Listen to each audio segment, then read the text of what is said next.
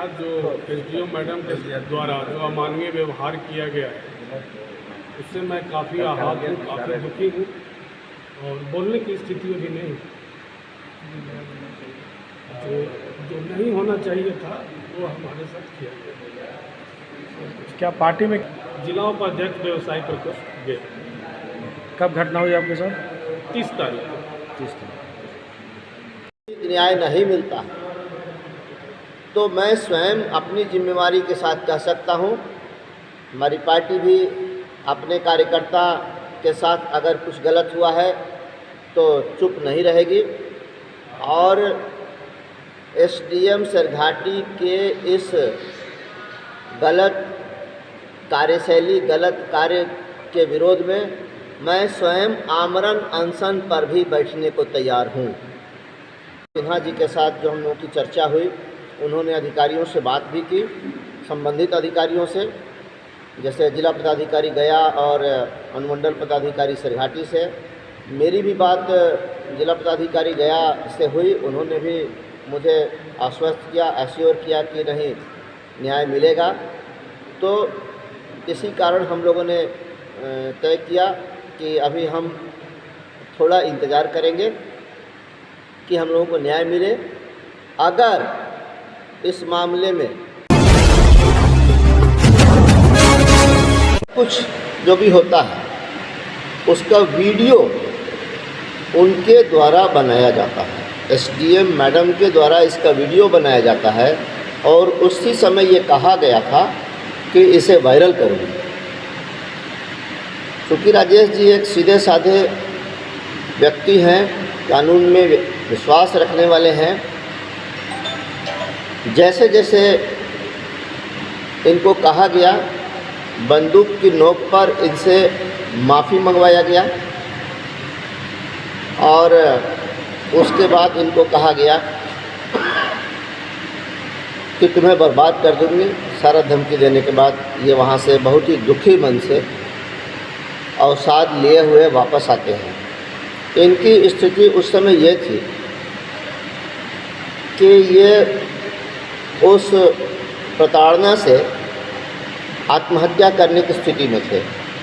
ठीक उसी समय इन्होंने मुझको फ़ोन किया, मुझको फ़ोन करके अपना दुखड़ा सुनाया और सारे घटनाक्रम की चर्चा की और ये कहा कि अब मैं जीकर क्या करूँगा, इतना अपमानित होने के बाद अब जीने का कोई मतलब नहीं है। मुझे लगा कि कहीं दुख में डिप्रेस होकर ये कोई ऐसा कदम ना उठा लें, तो मैंने इनको बहुत सांत्वना दी, मैंने ढाढ़स बंधाया और मैंने कहा कि हम लोग आपके साथ हैं, हमारी पार्टी आपके साथ है, आप हम लोगों की पार्टी के एक वरिष्ठ कार्यकर्ता हैं, आप ऐसा कुछ भी अनहोनी नहीं करेंगे। और अपने कुछ और लोगों को मैंने फ़ोन किया, फ़ोन करने के बाद कहा कि इनको लेकर आइए। ये लोग सरघाटी से राजेश जी को लेकर मेरे पास आए और इनको मैंने बहुत समझाया बुझाया कि इसके लिए हम लोग ऊपर तक बात को पहुंचाएंगे, बात को ले जाएंगे, आपके साथ न्याय होगा, आपको न्याय दिलाएंगे। आप सामान्य हो जाइए, आप अगले दिन दीपावली का पर्व अच्छे से बनाइए, पूजा पाठ बढ़िया से कीजिए, कोई तनाव में मत रहिए।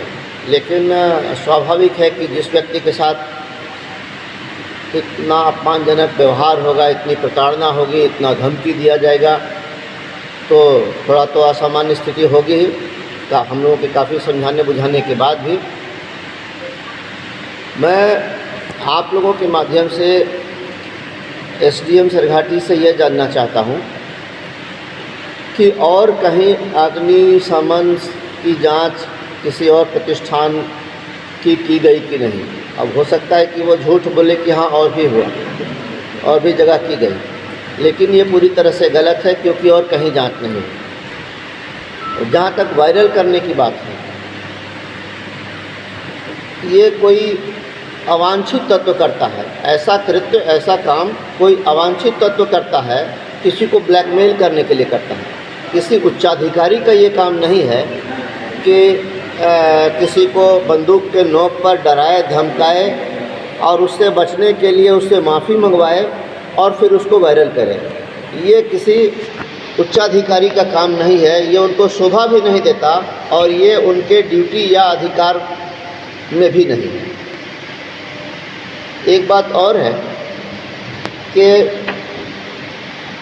जिस तरह से उन्होंने किया, जिस तरह से उन्होंने व्यवहार किया हमारे राजेश जी के साथ, और वो भी पर्व के समय में, और चूँकि राजेश जी हिंदू हैं, धनतेरस का पर्व, दीपावली का अगले दिन पर्व और छठ का पर्व अभी आने वाला है, तो मुझे ये भी एंगल इसमें दिखता है कि उनको हम लोगों की इनकी धार्मिक भावना आहत करने की भी मंशा जरूर रही होगी कि मैं दीपावली का गिफ्ट तुम्हें देती हूँ, जेल में भेजकर गिफ्ट दूंगी और वहाँ तुम्हारे परिजन तुमसे मिलने आएंगे। मेरा एक सवाल और है कि यदि एसडीएम सरघाटी की प्रताड़ना से, अपमानजनक व्यवहार से यदि हमारा एक कार्यकर्ता कहीं कुछ गलत कर लेता है, अनहोनी कर लेता है, आत्महत्या कर लेता है, तो इसकी जिम्मेवारी कौन लेगा? कौन इसके लिए जिम्मेवार होगा? अगर हमारे कार्यकर्ता से, राजेश सिंह से या किसी से कोई गलती हो भी गई जिससे कानून का उल्लंघन हुआ हो या कोई और बात हुई हो, तो विधि सम्मत कार्रवाई करने का दायित्व, कर्तव्य, ड्यूटी किसी अधिकारी का है, ना कि पंचायत लगाओ, बुलाओ, हड़काओ, डराओ, धमकाओ और फिर बंदूक की नोक पर माफ़ी मंगवाओ। ये अधिकारी का काम नहीं है। अगर उनको शिकायत मिली भी थी कि इनके द्वारा सरकारी काम में बाधा उत्पन्न की गई या कोई गलती की गई, तो उस पर विधि सम्मत कार्रवाई होनी चाहिए थी, मतलब एफआईआर होना चाहिए था, उसका अनुसंधान होता, उसकी जांच होती और उसके बाद यदि दोषी होते तो इनके ऊपर कार्रवाई होती, तो हम लोग कुछ भी नहीं बोलते। लेकिन ऐसा कुछ नहीं हुआ। ये तो एक जिस प्रकार से उग्रवादी अदालत लगाकर, जन अदालत लगाकर लोगों को सज़ा देते थे, या जिस तरह से आतंकवादी कार्रवाई होती है, तो ये एसडीएम सरघाटी का जो एक्शन है वो एक्सट्रीमिज़म और टेररिज्म की धारा पे है, उसकी लाइन पे है।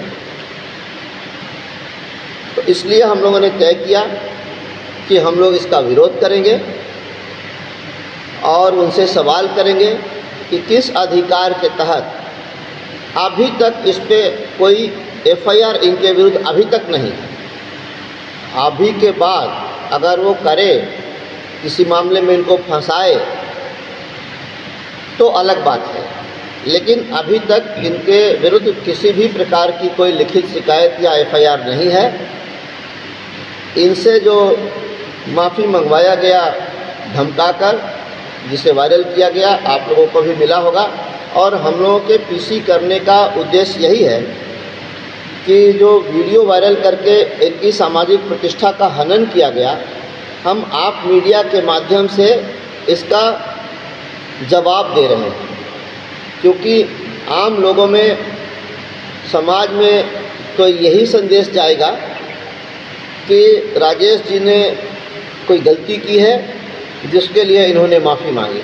आम लोग तो यही समझेंगे, लेकिन आप मीडिया के लोगों का हम लोगों ने सहारा इसीलिए लिया कि सच्चाई को आपके माध्यम से हम जनता तक ले जाना चाहते हैं और ये बताना चाहते हैं कि ऐसा कोई तानाशाह अधिकारी, अहंकार में डूबा हुआ, जिनको अपने अधिकार का पता नहीं है, जो एक सामान्य नागरिक को इस तरह से प्रताड़ित करती हैं, ये कहीं से भी उचित नहीं है।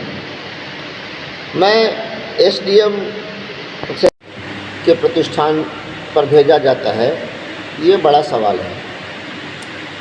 जब वहाँ ये जाते हैं, जाने के बाद जाते जाते इनके साथ अमानवीय, अपमानजनक व्यवहार शुरू हो जाता है।